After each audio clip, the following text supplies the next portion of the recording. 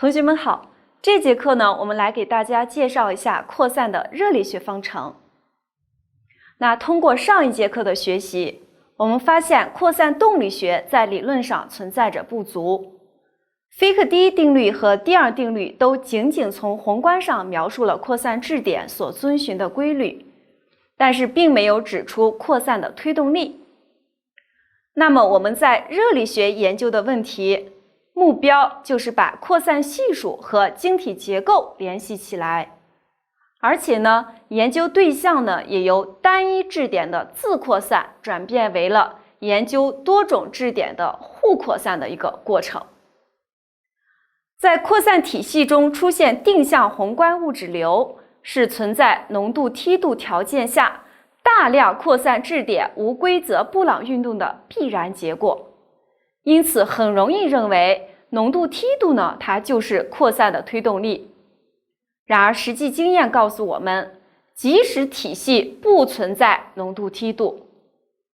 只要质点受到某一力场的作用呢，就会出现定向的物质流。因此呢，我们下面根据广泛适用的热力学理论，从体系的化学位梯度出发，讨论扩散系数的热力学关系，那么给出扩散推动力的确切表征。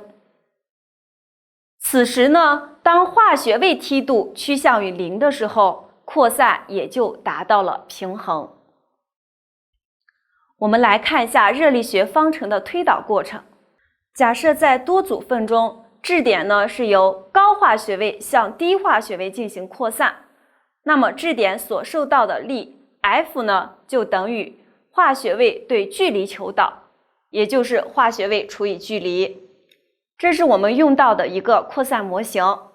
体积元中有多个组分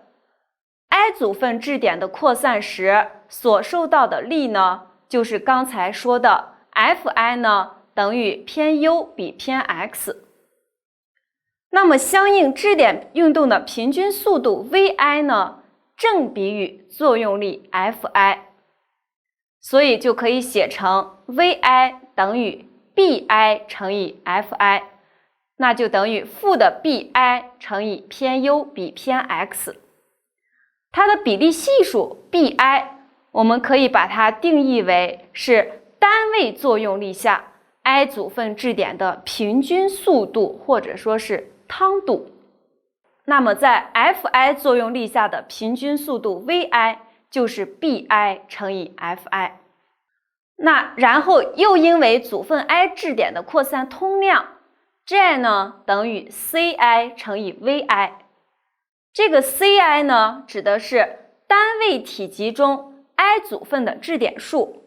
也就是它的体积浓度。 Vi 呢就是刚才说的质点移动的平均速度，它的单位是厘米每秒。那所以 Ci 和 Vi 相乘呢，从物理意义上看，它是等于扩散通量的。那所以我们把刚才求得的 Vi 带进来，就得到了这个式子 Ji 等于负的 Ci 乘以 Bi 再乘以偏 U 比偏 X。 我们给它分子分母上呢同时乘以偏 C。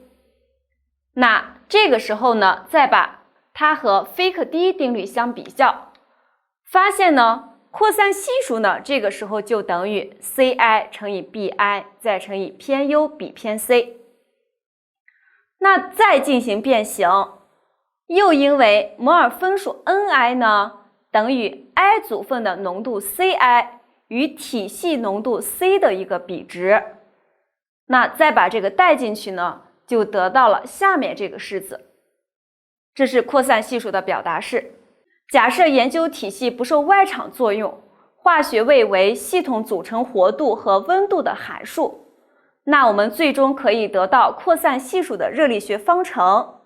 也叫做爱因斯坦能斯特方程，用下面的式子来表示。我们来看一下这个方程，括号里边的这个式子呢，我们把它叫做扩散系数的热力学因子。那么对于理想混合体系，活度系数等于1，那么热力学因子呢就等于1。这个时候呢 dI 就等于自扩散系数等于 RT 乘以 BI。dI 是组分 I 的分扩散系数或者本真扩散系数。那么对于非理想混合体系就有以下2种情况。首先，如果括号里边的式子大于0，那么 dI 是大于0的，发生的是由高浓度向低浓度的一个正扩散。这样的结果呢，就可以使溶质趋于均匀化。比如说我们在水里边滴一滴钢笔水，最后呢全变成蓝色，这样子就发生了正扩散。第二种情况是当括号里边的式子小于0，也就是扩散系数的热力学因子小于0，那么扩散系数就小于0。那这个时候发生的是由低浓度向高浓度的一个负扩散。扩散的结果呢，使溶质发生偏聚或者分相。比如说固溶体中的有序无序相变，玻璃在旋结区分相，以及晶界上选择性的吸附过程等等。那我们来看2个负扩散的实例。如图所示呢，是玻璃分相的一个透射电镜照片。这个玻璃的成分是硅硼钠玻璃，它在500度到600度下热处理呢，可以发生分相，由均一的一相呢分成互不相容的2相，得到负二氧化硅相和负硼酸钠的2相。这说明呢，整个体系中各组分在化学位梯度的推动下，质点呢发生了由低浓度向高浓度的一个负扩散，而使得二氧化硅负极于一相。那在图中呢，就是连通相是二氧化硅负极相，负硼酸钠呢负极于另一相。图中显示为孤立的液滴状。那整个玻璃体系分相后呢，自由能会降低。我们可以利用玻璃的分相现象呢，制备分相色釉料。这是负扩散的一个例子。我们再来看负扩散在陶瓷材料中呢，它也很常见。图中所示呢，为非常典型的陶瓷晶界的微观组织照片。我们可以发现晶粒与晶粒之间是存在晶界的，而且可以看出晶界呢非常的宽，上面分布着许多微小的二氧化铯离子。这是因为呢，晶界是一种结构缺陷，由于晶界处质点的变形排列而具有较高的能量，因此呢，具有吸附外来杂质的能力。如果晶体中的杂质质点被晶界表面吸附后，能使晶界处的表面能降低，杂质质点便会发生负扩散，偏聚在晶界上，使其晶界处的浓度越来越大。我们有时候呢，可以有效利用负扩散的现象，